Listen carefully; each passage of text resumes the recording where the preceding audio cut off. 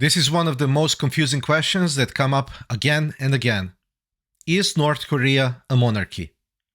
Obviously, people ask this question because the dictator of North Korea is the son of the previous dictator, who was the son of the founding dictator of North Korea. Leadership in the country is hereditary, and this is associated with monarchy, so people tend to make the leap that Democratic People's Republic of Korea is an absolute monarchy rather than the communist dictatorship it really is. The simple answer to this question is no. Just because the leadership of the country is hereditary, it does not make North Korea a monarchy more than the fact that the election of Holy Roman Emperors of the German nation the first strike a republic.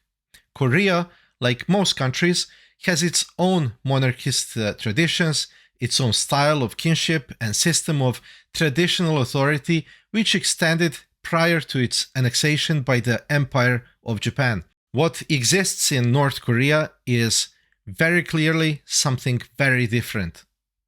To understand why North Korea is the way it is necessary to go back to the founding dictator of the North Korea, Kim Il-sung. Sung was a communist partisan leader and the agent in the employ of Soviet Union, fighting the Japanese at the end of the World War II.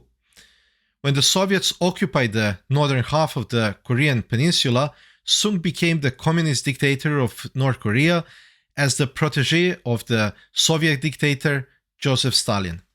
The DPRK was always a Soviet satellite and received a steady flow of foreign aid from the Soviets, at least for as long as about the regime existed, after which Communist China became the primary patron of North Korea.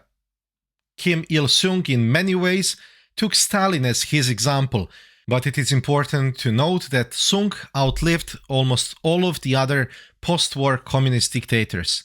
He died in 1994, and so he had seen Stalin, Mao, Ho Chi Minh, and others go to their deaths and had witnessed the aftermath. Kim Il-sung was not best pleased by what he witnessed in the Soviet Union following the death of Stalin. His son Nikita Khrushchev tried to put a kinder face to Soviet communism with his admission of past mistakes and campaign of de-Stalinization. Kim Il-sung thought this was horrible and he never got along terribly well with Khrushchev. It also made him determined that his work would not be undermined by his successor the way Stalin's had been.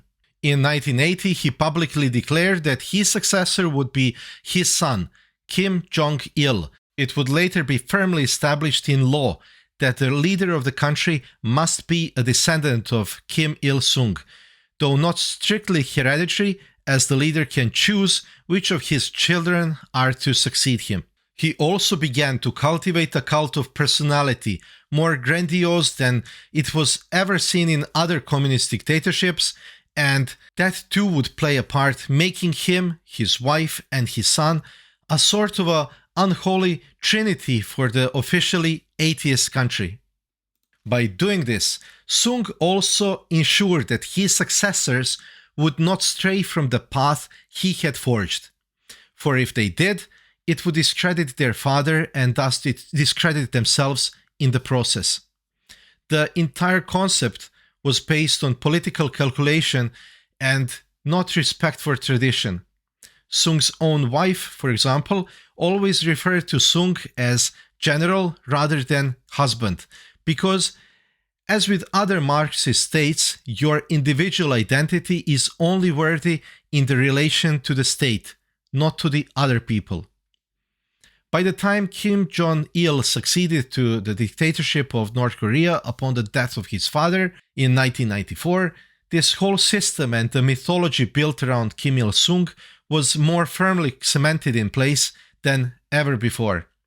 They were determined that nothing would change. They have seen the Soviet Union try to reform and collapse on its own in the process. They had seen the dictator of Romania executed on camera, and they had seen China abandon its Maoist roots. Nothing of sort would happen in North Korea, where the promise of Kim Jong-il was the absolute nothing would change under his rule. He did not, however, become the president of North Korea, which is another way in which North Korea does not follow any sort of monarchical pattern. He inherited leadership from his father, but not political office of his father. Kim Jong-il was never the president of North Korea because his father Kim Il-sung was the president and would always be the president. And so he is still today, despite being long dead.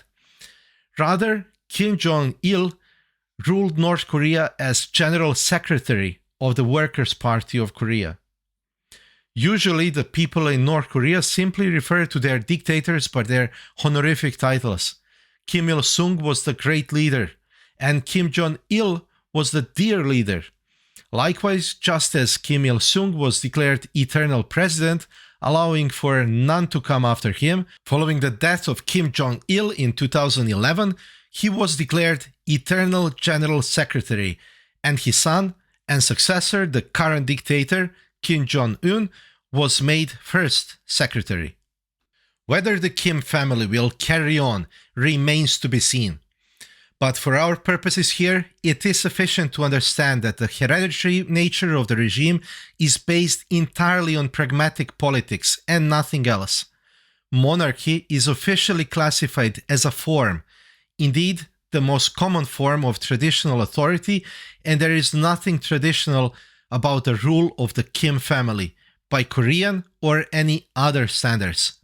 The succession is not strictly hereditary, but rather restricted to the descendants of Kim Il-sung, nor is the highest office hereditary. North Korean system is simply a mechanism for maintaining a regime in precisely the manner envisioned by its creator, as a way to ensure that there will be no innovation, no changes, and no loss of power for the leadership. I hope that you liked this video. This is the second video on the channel, and more will come where we will explore the history of monarchies as well as the status of monarchism in the world today. I'm looking forward to comments and conversations in the comment section.